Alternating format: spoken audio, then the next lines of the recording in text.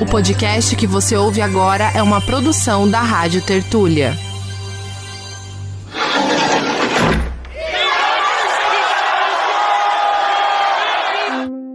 Um grupo de teatro fundado pelas pessoas encarceradas, com o protagonismo do Abdias Nascimento, um grupo que a gente sabe que existiu por um ano, graças aos próprios registros do Abdias, né? Ele se refere às pessoas encarceradas, né, como meus filhos, e é tratado como o pai dos presos, né? Começa agora Guilhotina, o podcast do Le Monde Diplomatique Brasil. Eu sou Luiz Brasilino e nesse episódio recebo a professora Viviane Narvaez. Oi, Viviane, tudo bem? Oi, Luiz, tudo bem? Muito obrigada pelo convite de estar aqui conversando com você e com os ouvintes do podcast. Bem-vinda ao episódio 230 do Guilhotina. Graduada, licenciada e mestre em artes cênicas pela Unirio e doutora em artes cênicas pela USP, Viviane atualmente é professora associada da Unirio, coordena, em parceria com outros docentes, o programa de extensão Cultura na Prisão e integra o Fuga Coletivo Teatral. Eu vou conversar com ela hoje sobre sua tese de doutorado, O Teatro do Sentenciado de Abdias Nascimento, Classe e Raça na Modernização do Teatro Brasileiro, trabalho que foi defendido na USP em 2020. Viviane, você podia começar contando para a gente como é que surgiu o interesse na pesquisa? Bem, eu me tornei, né, professora da Unirio em 2009. E nesse mesmo ano que eu ingressei na universidade, eu fui convidada por uma colega para participar de um projeto de extensão, um projeto um dos mais antigos em vigência no Brasil, chama Teatro na Prisão, uma experiência pedagógica em busca do sujeito cidadão. Esse projeto ele começou a existir em 1997, né? Então lá vão 26 anos que a Unirio desenvolve esse trabalho. Em 2009 eu fui convidada a participar, aceitei, e aí eu acho bem curioso, né, que a minha carreira como professora universitária, minha formação, vamos dizer assim, ela começa junto com a entrada dando aula, né, em algumas unidades prisionais do Rio de Janeiro. Então, eu gosto de destacar isso porque eu acho que a pedagogia desenvolvida dentro das prisões, ela me tornou a professora que eu sou hoje, né, de teatro, assim. É muito conectado. E logo que eu não tinha nenhuma experiência, né, anterior nessa questão do debate prisional, da entrada, né, no cárcere. E logo nos primeiros anos fui estudar, enfim, e a prática mesmo levava a, né, uma necessidade de compreender melhor aquele espaço, compreender os debates, tanto relacionados ao teatro quanto ao debate do encarceramento do Brasil. E eu já estava assim, há 6 anos trabalhando, eu tinha que fazer o doutorado, e eu ficava sempre assim, tudo que eu lia, todos os estudos, eram relatos de experiências muito pontuais, né? Então, alguém desenvolvia o trabalho em uma determinada unidade prisional e aí fazia aquela reflexão sobre as questões e trabalhos importantes, né? Porque refletiam pedagogias específicas próprias de cada experiência. Mas eu tinha um desejo de uma abordagem um pouco mais historicizada. As perguntas que passavam na minha cabeça bom, nós não somos os primeiros a dar aula em prisões, não somos os primeiros a fazer isso, né? Cadê essa história dessas experiências aqui no Brasil? Então, eu tinha essa questão passando na minha cabeça. E aí, na necessidade de fazer o doutorado, de me qualificar profissionalmente, comecei a procurar, né, parceiros, enfim, pesquisas nessa área. E fui lá, achei no hall das disciplinas da USP, meio perdida, assim, uma disciplina sobre história do teatro brasileiro, história do teatro estadunidense no Brasil.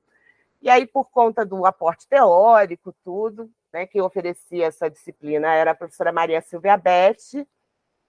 Eu falei, vou fazer essa disciplina como ouvinte, vamos ver se, né, vem uma ideia mais legal na minha cabeça. E aí foi um casamento, assim, incrível, porque durante os estudos que a gente fez da disciplina, a Maria Silvia falou, então, dessas montagens, né, do Teatro Experimental do Negro, dos textos do Eugênio O'Neill.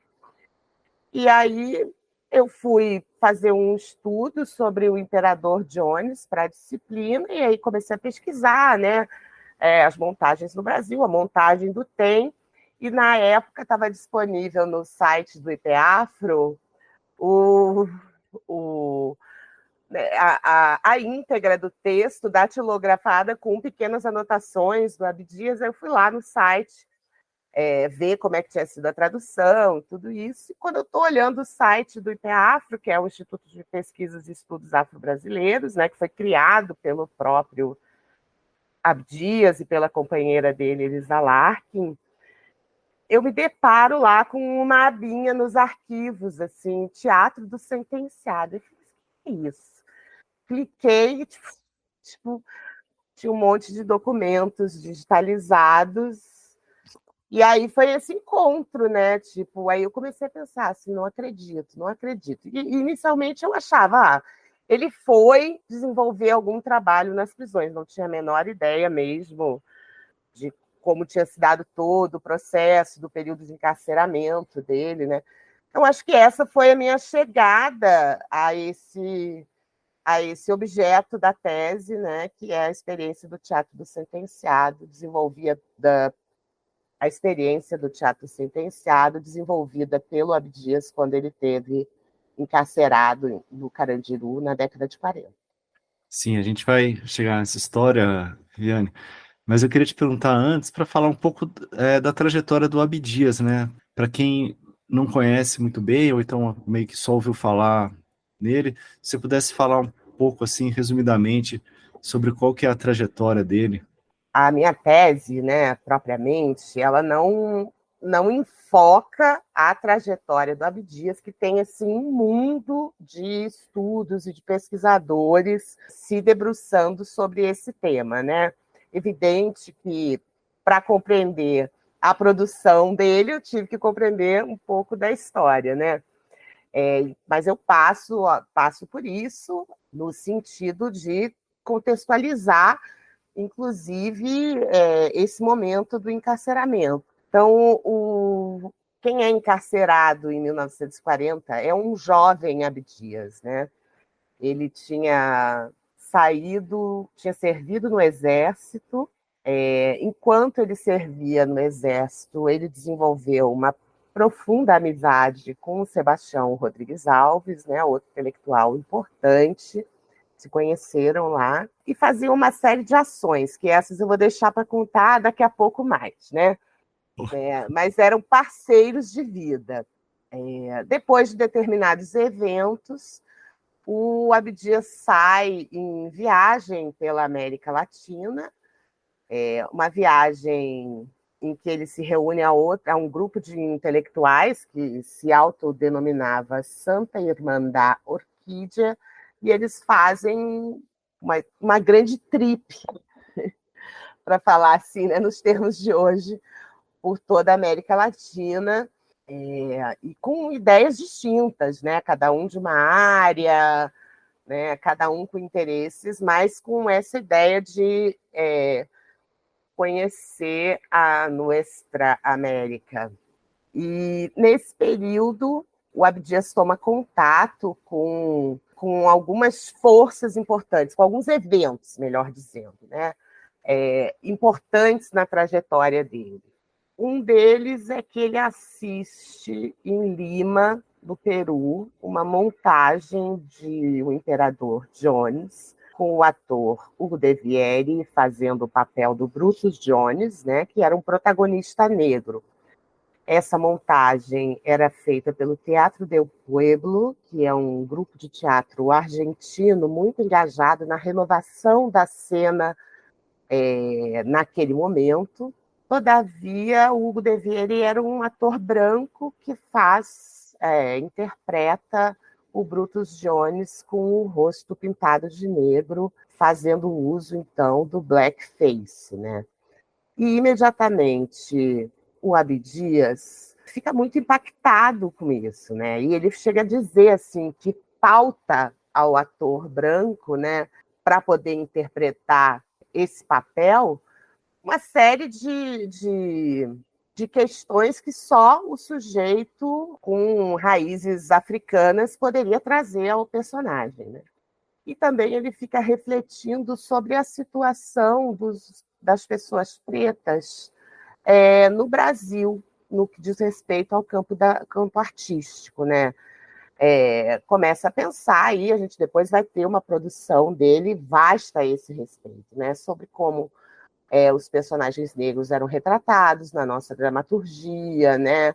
A ausência de protagonismo, a ausência de protagonistas negros e negras nos espetáculos brasileiros e a dificuldade de atores negros, né, desempenhando esses papéis de protagonistas. Ele diz, né, que já nesse momento ele pensa que quando ele chegasse ao Brasil, ele criaria, né, o Teatro Experimental do Negro ou um teatro de negros, né? Nas publicações posteriores, ele vai fazer essa reflexão. Outra coisa importante nessa viagem né? Então, esse é um grande marco, é talvez uma das histórias mais conhecidas do Abdias Homem de Teatro, né? O impacto dessa encenação na prática teatral que ele vai desenvolver depois. Porém, antes de voltar para o Brasil, ele estava lá em Lima, né? Ele vai até Buenos Aires e fica algum tempo convivendo com o Teatro del Pueblo. E esse grupo, então, o que eles faziam? Eles estavam querendo a renovação da cena. Então, não se tratava só de apresentar peças, né? Reuniam artistas de diversos lugares, de diversas expressões da própria, né, da Argentina e de outros países, para dialogar após os espetáculos, para discutir aspectos de figurino, aspectos técnicos, né, além dos políticos e dos estéticos. E o Abdias fica um tempo por lá e ele fala também que tipo essa experiência é bem definidora, né, no sentido de pensar essa renovação da cena teatral. Então acho que acontecem outras coisas importantes também nessa viagem para outros aspectos da vida dele, né? Ele dá a notícia de influências que ele sofre aí do surrealismo nesse período. Acho bem legal isso. Eu não estudei isso a fundo, né? Mas acho que é um tema assim que é bem interessante também para quem interessa pela trajetória do Abdias, saber melhor dessas relações com o surrealismo. E aí, quando ele volta para o Brasil, então, aí sim, né, ele chega aqui e sabe que foi julgado à revelia durante essa viagem. Então, imediatamente quando ele chega ao Brasil, antes de criar o Teatro Experimental do Negro, ele vai cumprir uma pena que dura mais ou menos 1 ano no Carandiru. Sim. E aí é que começa a história do teatro do sentenciado, né? Isso. Mas aí eu posso contar os detalhes dessa prisão dele, né? Ah, é As legal. razões pelas quais ele foi preso. Eu Sim. falei lá atrás. Ele era super amigo do Rodrigues Alves e os dois fizeram um pacto num determinado momento dessa vida, né? Dessa vida de jovens ali, cuja ligação com o exército tem uma questão de classe também, né? Porque jovens pobres vindo para o Rio de Janeiro, né? Uma das saídas de sustento era o salário que o exército pagava, né? E eles fizeram um pacto que era muito simples e que eu acho muito emblemático para a gente pensar hoje, né? Que é toda vez que eles sofressem uma violência racial, eles devolveriam na mesma moeda da violência. Eu acho isso muito forte, porque, né, nas lutas sociais em curso hoje, eu lembro que eu li há pouco tempo um artigo da J. Mombassa, né, uma negra trans, né, que vai falar justamente na necessidade de redistribuição da violência, né, para fazer essas lutas hoje. Então, acho interessante demarcar que Abdias, lá na década de 40, estava lá junto com Rodrigues Alves fazendo esse pacto de redistribuição da violência. Diante desse pacto, ele afirma, né, que toda vez que eles sofriam algum tipo de violência racial, eles quebravam tudo, né, iam para ação direta. E de uma dessas feitas, eles estavam fardados, tinham saído de um evento do Exército, estavam tentando entrar numa boate, e foram impedidos de entrar pela porta da frente, e começou uma discussão com o porteiro, e aí já partiram para briga, só que ali no prédio onde ficava a boate, um morador desceu para tentar intervir, separar a briga, e eles bateram também nesse morador, só que calhou que esse morador era o doutor Egas Botelho, delegado do DEOPS, né? E aí se deu a confusão. Então, esse é o contexto, é o motivo pelo qual o Abdias foi parar no Carandiru, por esse crime, né? Que se dá no contexto da luta antirracista, ele é julgado e condenado à revelia, né? Então, ele vai para o Carandiru, ele é condenado a 3 anos, mas acaba cumprindo um período menor, tanto por ele estar fora do Brasil durante o julgamento, quanto também por depois uma série de documentos que ele mesmo produziu, fez uma defesa, né, em relação à redução da pena, tudo isso. Então, esse foi o motivo pelo qual ele foi parar no Carandiru. No livro que saiu recentemente, publicado, Submundo, né, Cadernos de um Penitenciário, que é um livro que ele escreve detalhando, fazendo um retrato mesmo, né, do Carandiru, daquele período, onde, além da própria história lá dentro, né, ele vai nos contando, vai entrevistando outras pessoas que estavam encarceradas e trazendo seus depoimentos. Nesse livro, acredito eu que pelo contexto assim perigoso da produção desse livro, que ele escreveu enquanto estava lá, então, nesse livro ele diz que ele foi preso pelo crime de não datilografar um documento do Exército, né? Eu acredito que é uma coisa um pouco dúbia, que talvez ele falar isso tinha a ver com 2 coisas. Uma é a própria autopreservação lá dentro, não ia falar da questão, né, referente ao delegado do DEOPS, e também, se ele citasse esse evento com o Rodrigues Alves, ele acabaria nomeando o parceiro que não foi preso nem condenado, né? Mas também, como tem uma situação dúbia, né, que ele é convidado a se retirar do Exército, ele não sofre um processo penal dentro do Exército. Mas não é comum um crime, vamos falar assim, entre muitas aspas, um criminoso militar ser julgado civilmente, né?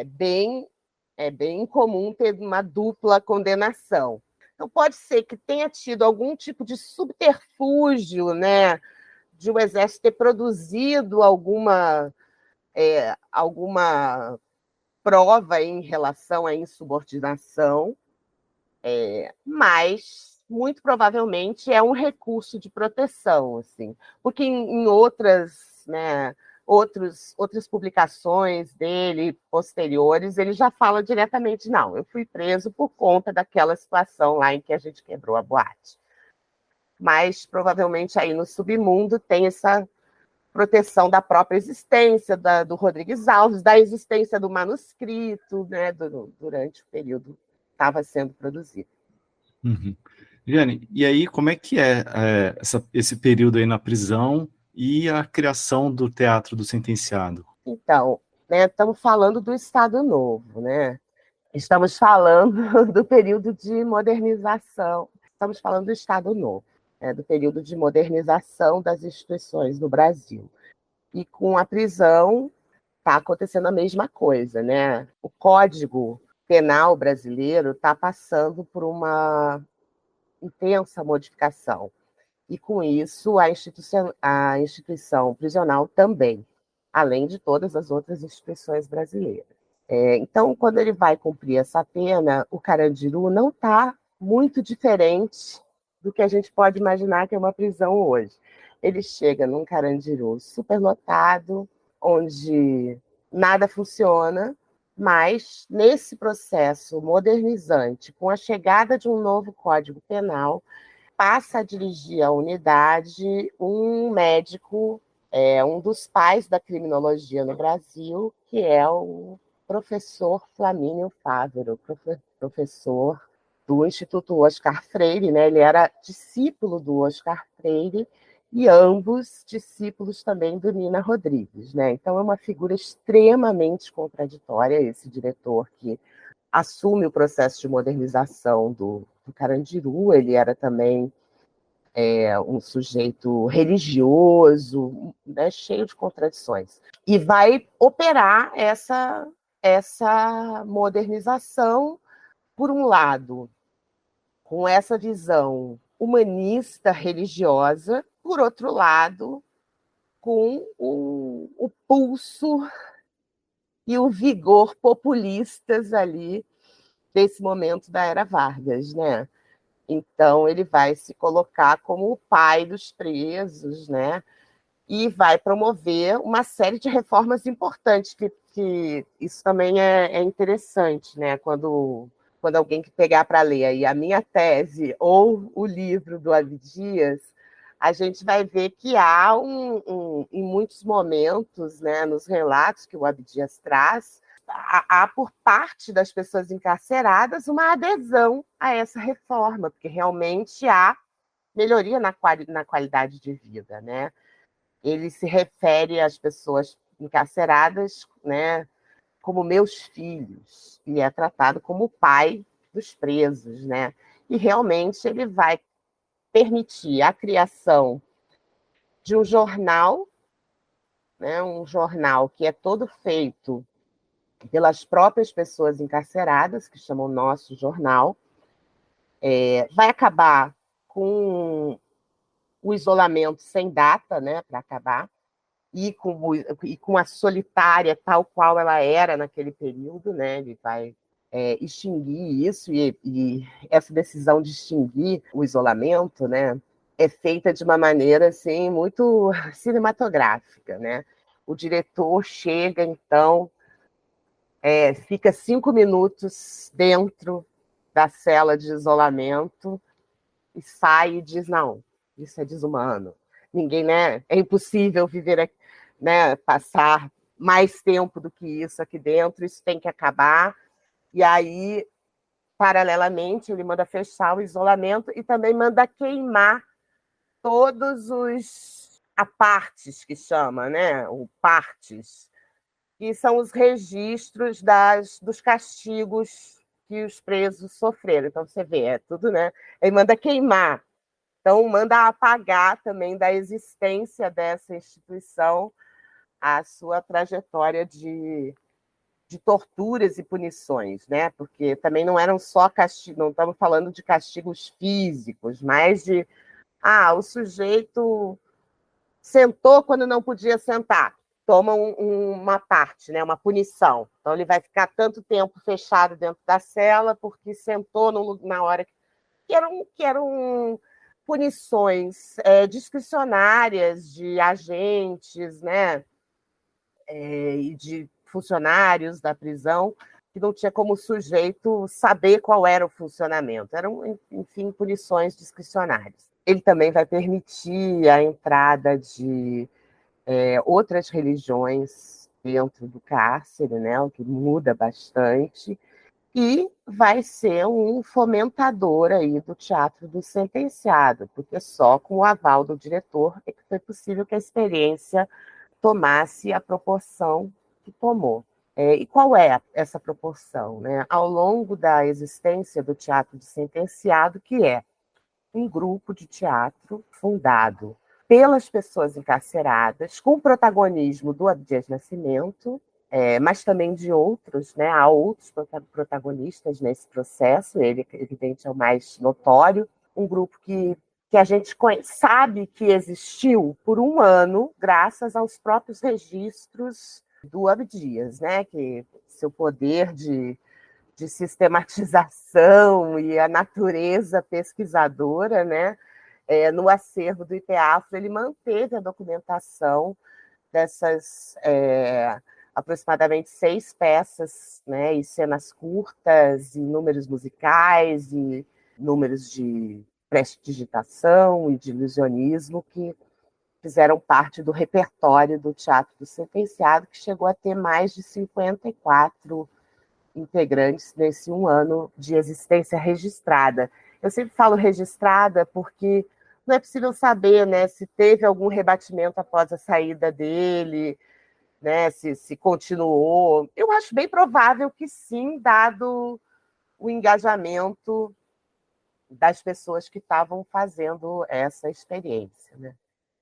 Viviane, e como que era, né, os trabalhos desenvolvidos, quais eram as características deles? É possível meio que delimitar alguns aspectos comuns, assim? Sim, como eu disse, foram aproximadamente 6 peças, né? A primeira surge assim, uma outra pessoa encarcerada chega para o Dias e fala, vamos lá falar com o doutor Luiz, que é um professor, né, um professor de canto, e vamos fazer uma peça. É outra pessoa que chega propondo essa ideia, né, vamos fazer um grande festival, nem é uma peça, um festival. E aí eles começam a pensar, o Abdias fala, vamos, sim, né? E começam a pensar, mas o que eles poderiam encenar? E vai na biblioteca da unidade prisional ver que peças que tem lá, para ter uma ideia, né, de apresentação teatral que eles poderiam fazer. E aí se depara só com assim, tragédias gregas no acervo da biblioteca.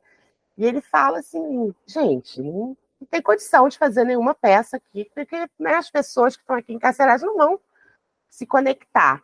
E aí eles resolvem, então, partir para uma dramaturgia própria, né? Que diga mais daquela realidade daquelas pessoas. O Abdias, quando estava lá, ele trabalhava no setor médico. Ele trabalhava no setor de sífilis, né? Que fazia o teste de sífilis em cada pessoa que ingressava e o acompanhamento, né? Ele era como ele sabia escrever, ele acabou trabalhando nesse setor.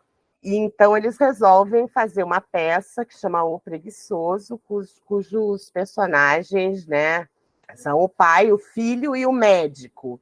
E que parece, né, não tem registro de texto teatral, né, não há. A gente só tem acesso ao programa e às coisas que o Abdias conta no livro Submundo, né? Então, parece ter uma relação com essa vivência ali do setor de saúde que ele trabalhava, porque vai ser essa coisa um pouco educativa, muito provavelmente, essa primeira peça. Né? Então, assim que começa o Teatro do Sentenciado, com um trecho curtinho, eles descobrem rapidamente um outro colega lá que consegue escrever rápido o texto, e aí escreve, e fazem essa primeira apresentação. Só que a apresentação foi um sucesso, assim, né? entre as pessoas que assistiram, as autoridades, e aí logo eles já percebem ali a potência agregadora dessa prática dentro do Carandiru. E é muito interessante, porque no primeiro programa, né, tá lá o pai, aí o número da pessoa, o médico, o número da pessoa. não tem nome, né? Tem o nome e o autor, né? Ele está o nome do autor, que é o Valdemiro de Andrade, mas não há mais nenhuma outra identificação de nome. E nos outros programas das peças a seguir, das outras 5 peças, a gente já vai ter, à medida que elas vão se desenvolvendo, outras pessoas vão deixando de ser número e passando a ter nome expresso no programa, inclusive o próprio Abdias. Mas para... veja, eu fiz na tese um esforço metodológico, assim, de guerra, né? Porque estou falando assim de fazer a história de um teatro.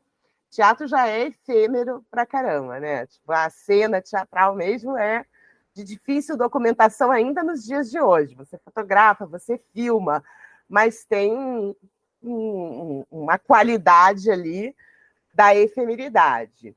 E a nossa tradição dos estudos, né, teatrais, ela é muito calcada no texto, né? Então, você consegue estudar determinados períodos a partir do texto teatral, né? O texto é um pouco a base de como a gente vai contando essas histórias. E no caso do teatro do sentenciado, não há texto, né? Então, foi os programas, que são uns mais detalhados que outros, há uma espécie de ato variado que antecede cada peça, há indicações musicais. Então, eu tive que ir imaginando também essa estrutura, e aí eu falo imaginando, dialogando bem com o Raymond Williams, assim, né, no que diz respeito ao método aí para pensar o teatro e a cultura, né? Por um lado, é uma imaginação, mas ela não pode estar aqui, né? Não pode estar desconsiderando o contexto sócio-histórico específico daquele fenômeno, né? Então eu fui olhar programas e escutar músicas e ler cada linha do que o Abdias escreveu sobre essas peças espalhado, né? Espalhado por essa obra dele, que é o Submundo. Então, ele está contando a história do José Pistone, e lá no meio ele faz uma referência ao que aconteceu na peça. Também foram fontes para mim o Nosso Jornal, que é esse jornal dos presidiários, onde eles faziam resenhas sobre as apresentações, comentavam, produziam poemas, né? Então eu fiz esse exercício aí de tentar reconstruir. Então, o Teatro do Sentenciado, a gente vai olhar o nome das peças, né?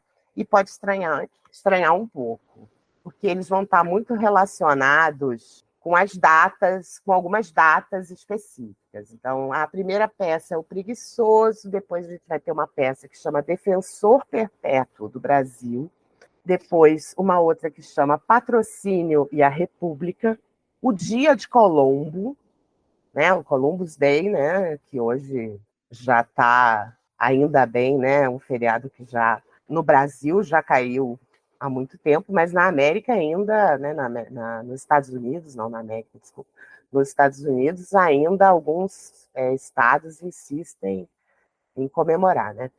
Mas vai ter esse nome, né, das peças, e aí você fica pensando, uma outra que chama Zé Bacoco, e tem a ver com o quê? Quais são os momentos que esse teatro tinha para se impor, para se colocar? Os momentos em que a prisão ia receber autoridades externas, né? Então, era o momento da pessoa encarcerada ter uma chance ali de verbalizar outras coisas, de ser vista de outro modo.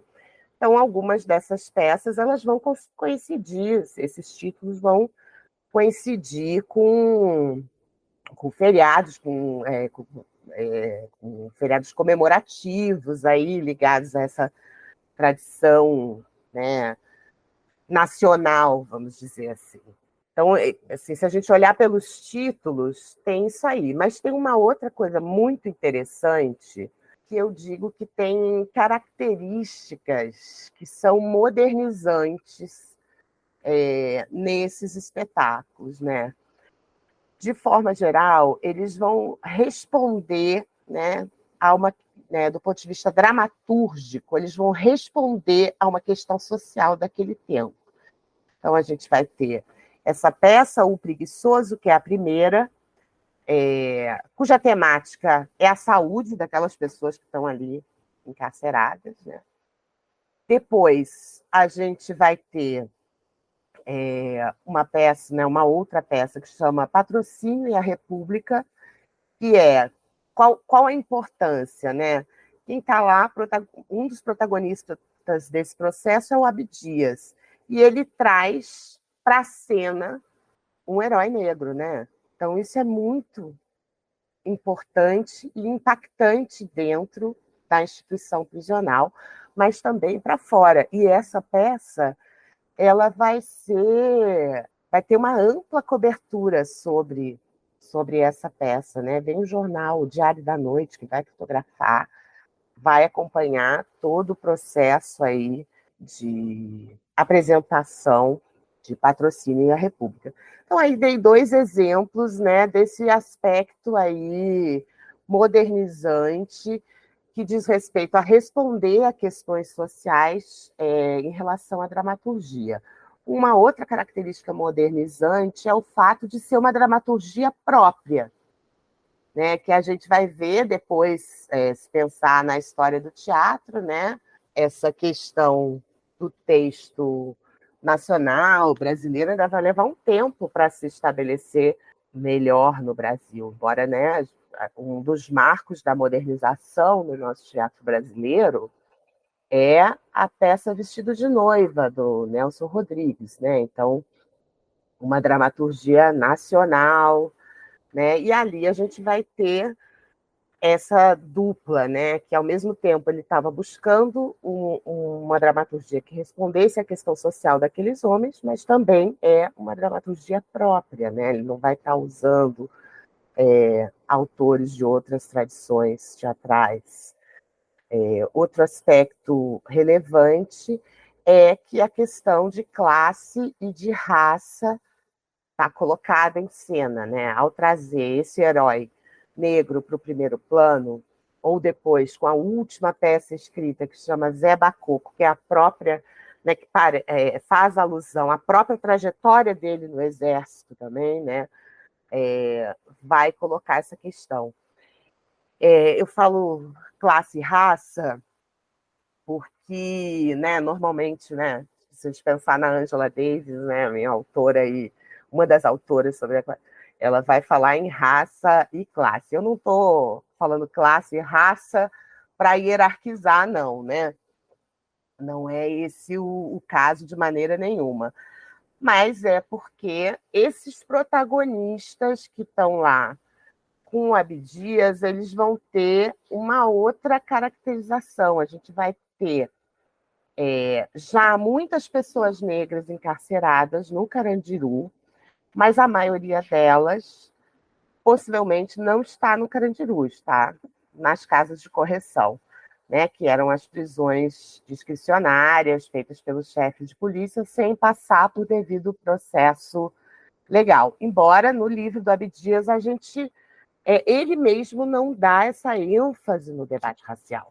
Então, por isso eu fiz essa inversão, mas não é com hierarquização, acho importante falar isso, né? Porque é algo que está colocado ali na obra do próprio Abdias, referente a esse período da vida dele, né? Quem ele está entrevistando ali são alguns criminosos notórios, que ou tem, né, ou são italianos, como é o caso do Gino Meneghetti, alguns outros têm são filhos de imigrantes, né?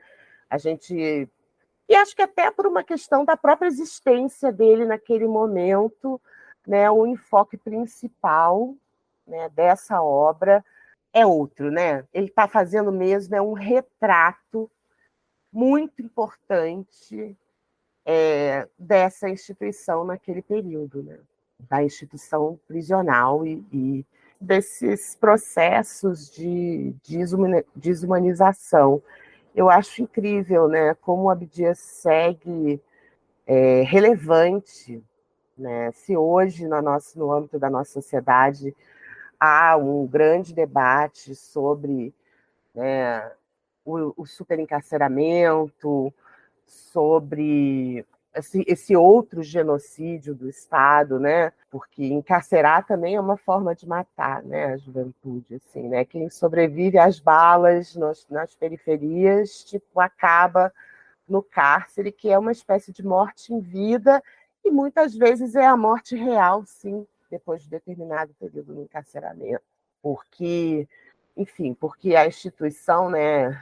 Eu sempre penso assim nos teóricos que eu fui estudar. Olha, eu não sou da área da sociologia criminal, sou uma professora de teatro, mas a prática, né, e o convívio dentro das prisões levou a esses outros estudos e reflexões. Então, muita gente, né, pensa sobre o fim das prisões hoje em dia, né? É um grande campo de discussão dos abolicionismos penais, né, do desencarceramento. E o Abdias segue relevante porque lá na década de 40, quando há uma aposta em humanização dessa instituição, em modernização, ele vai mostrando com esse retrato que não há humanização possível, né? Ainda que tenha tido experiências de sucesso, experiências de melhora da vida das pessoas naquela condição do cárcere, eu falo assim que ele chega um momento, né, que tem um proto-abolicionismo emergindo da obra dele, né? Porque ele mostra para a gente que foi feito para não funcionar, né? E que esse não funcionar não é algo que possa ser reformado, né? Que a natureza própria dessa instituição ela só funciona, só cumpre o seu papel se ela efetivamente não funcionar, né? Eu acho que a Vera Malaguti faz essa discussão, o próprio Lacan, né? Esses pensadores aí mais da área da criminologia e das prisões já chegaram a essas conclusões, né? Eu aprendi com eles, mas eu acho que esse texto lá da década de 40 e do Abdias, ele já está apontando, embora é aquilo que eu disse no início, né? Tem uma contradição ali, que ele está sofrendo também os benefícios, né? Ele não, né? Os demais estão sofrendo também os benefícios dessa reforma populista, né? Está podendo fazer teatro, né? Uma das coisas também essas pessoas presas que eram consideradas os criminosos famosos, né? O crime da mala, né? As pessoas estavam ganhando o direito a sair das suas celas, porque antes, né, havia o que? A prisão unicelular, ou seja, o sujeito é condenado a passar a vida inteira dentro da cela, né, sem poder sair. Então, nesse momento da reforma, as pessoas estão ganhando esse direito de sair da cela, o que, na existência de alguém, é extremamente significativo, né? Eu queria te perguntar sobre o valor estético, artístico da produção. E aí, você me deu um gancho numa das suas primeiras falas que você falou quando você descobriu sobre o Teatro do Sentenciado, que você pensou assim, pô, o Abdias deve ter ido na prisão, né, fazer um trabalho, não quanto uma das pessoas encarceradas também, né?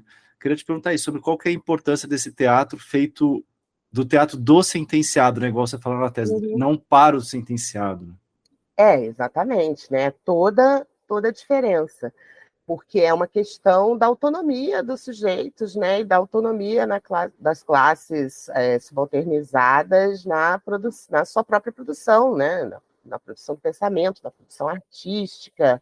E acho que é aquilo que eu estava. Olha, eu estou talvez dando um pouco de volta agora, Luiz, mas é daquelas características modernizantes. Eu tinha falado em relação à dramaturgia, e aí tem em relação à encenação, né, que é o desenvolvimento de linguagens. Então, lá nas peças do TS, a gente vai ter, né, começa com uma cena que dialoga mais com tradições populares, depois eles vão para a comédia histórica, eles fazem teatro de revista, fazem teatro musical, então você vai vendo que ao longo da existência eles vão ter desenvolvimento de diferentes linguagens do teatro, né? Vão misturar tradições teatrais diversas, o que também é uma característica aí modernizante. E outra característica super modernizante é essa do teatro da pessoa presa, da pessoa encarcerada para a pessoa encarcerada. Qual é a relevância disso, né? É que não se trata dos intelectuais iluminados indo lá dizer qual é a expressão teatral que tem que ser produzida, e sim as pessoas sendo protagonistas da sua própria história, inclusive da história das suas artes, né? Né? Então, eu acho que isso é uma das coisas mais importantes, né? Eles são autônomos nos seus processos criativos, no seu entendimento de produção, né? de conhecimento sobre o mundo, sobre a arte, sobre os próprios corpos, né? Porque estamos falando disso também quando a gente está falando do teatro, né?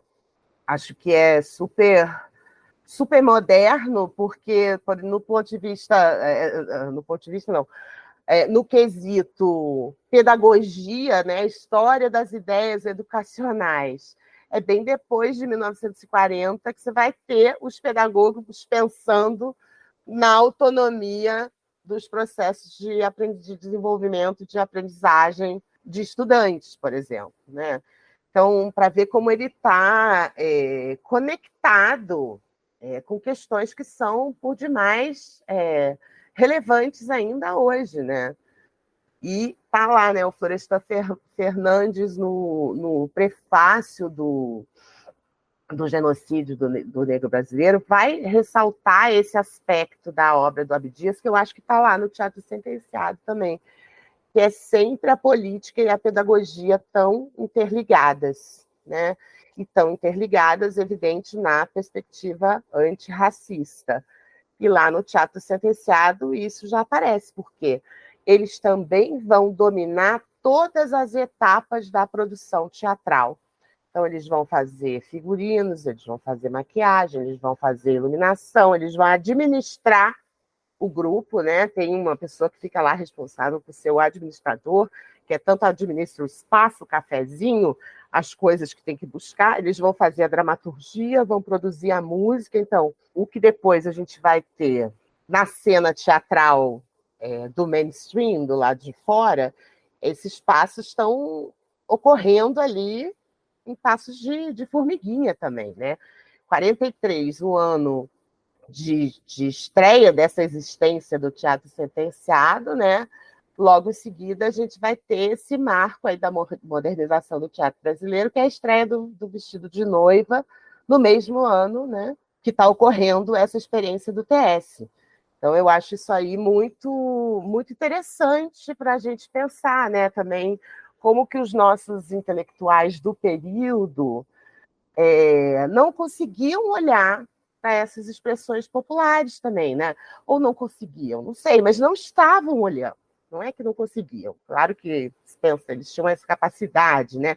Mas não estavam olhando. E o Teatro Sentenciado ganha primeira página do Diário da Noite. É impossível que aquelas pessoas que estavam ali envolvidas na cena teatral não tivessem sabido que isso estava acontecendo, né? Eu acho muito interessante pensar essa coisa da gente ficar aí, como o Benjamin fala, tentando escovar a história a contrapelo, né?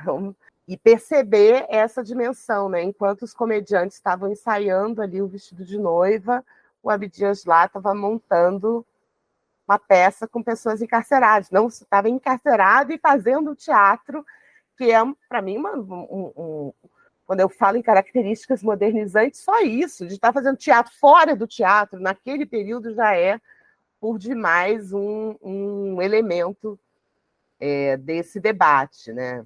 E, além de tudo, o que vai acontecer na modernização do teatro brasileiro, do mainstream, é se consolidar a figura do encenador. E no Teatro do Sentenciado não é diferente, porque de primeiro o Abdias não é, né, o diretor, ele não assina, mas no final, nas últimas peças, já tem essa divisão bem certinha do encenador e do diretor, né?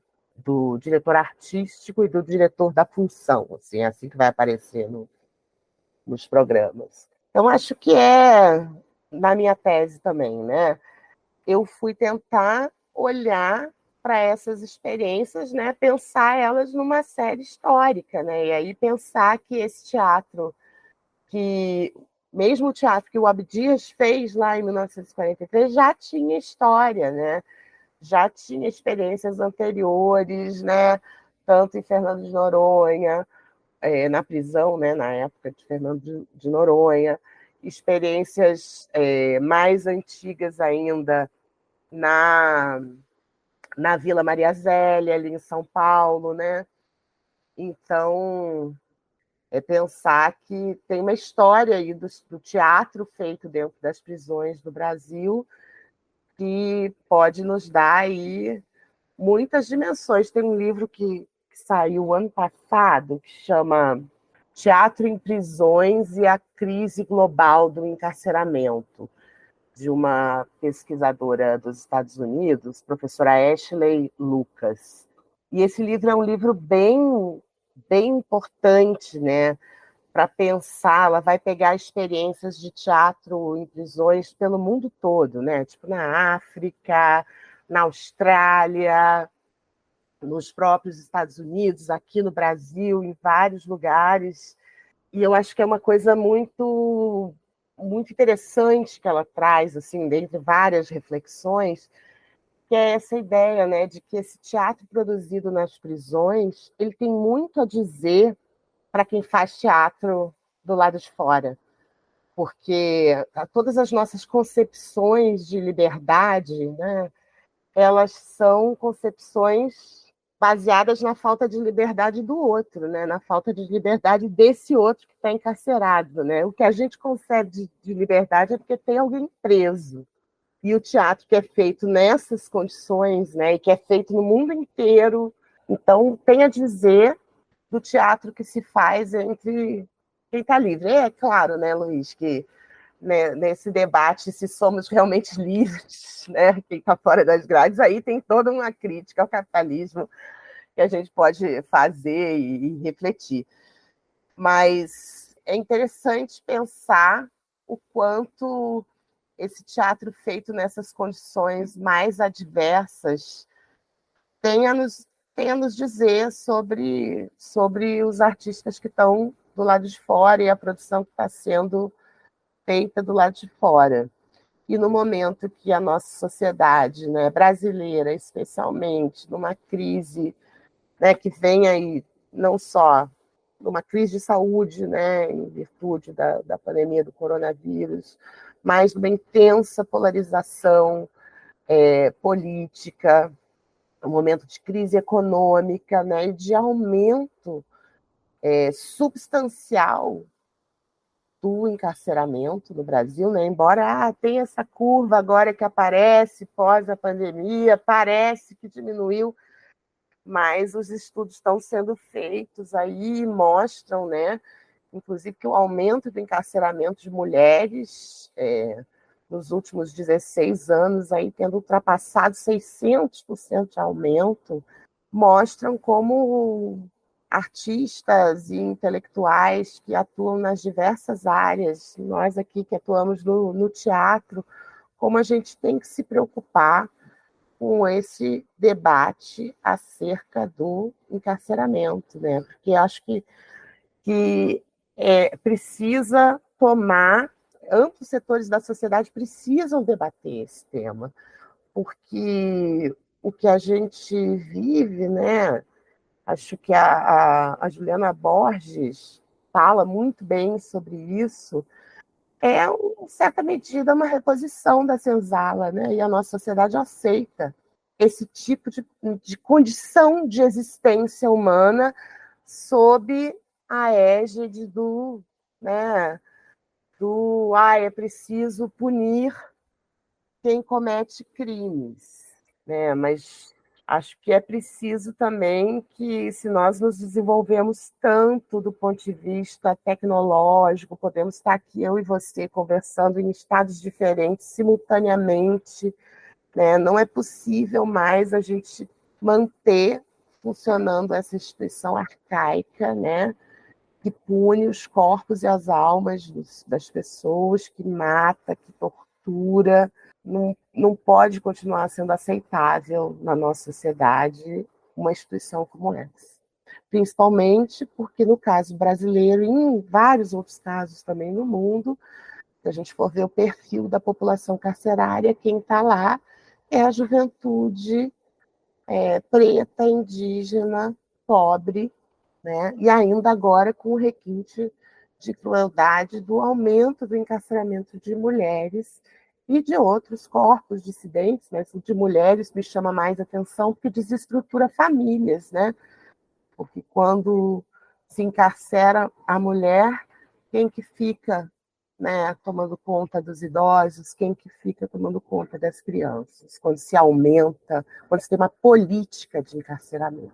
Então, acho que é muito importante um intelectual como o Abdias, né, ter essa publicação que teve do Submundo. Eu agora, em março ou abril, vai sair a publicação também da minha tese, no caso da tese, pela USTEC, né, que eu acho que são as contribuições que intelectuais e artistas podem fazer para que esse debate tome corpo na nossa sociedade, né, e contribua aí de alguma maneira para mudar esse estado de coisas em relação ao encarceramento. Viviane, brigadíssimo pela sua participação aqui no Guilhotina. Obrigada demais, Luiz. Adorei conversar com você, com os ouvintes. Hoje recebi a professora Viviane Narvaez, autora de O Teatro do Sentenciado de Abdias Nascimento, Classe e Raça na Modernização do Teatro Brasileiro. Muito obrigado por ouvir até aqui. Você ajuda muito o nosso trabalho se avaliar esse episódio no seu tocador e compartilhar nas suas redes sociais. O Guilhotina é o podcast do Le Monde Diplomatique Brasil. Outra forma de apoiar nosso trabalho é fazendo uma assinatura do jornal a partir de R$ 12,90 por mês. Acesse diplomatique.org.br/assine. Você também pode ouvir o Guilhotina na Rádio Brasil Atual, 98,9 FM na Grande São Paulo, ou pelo site da emissora, sempre às sextas-feiras, às 16h.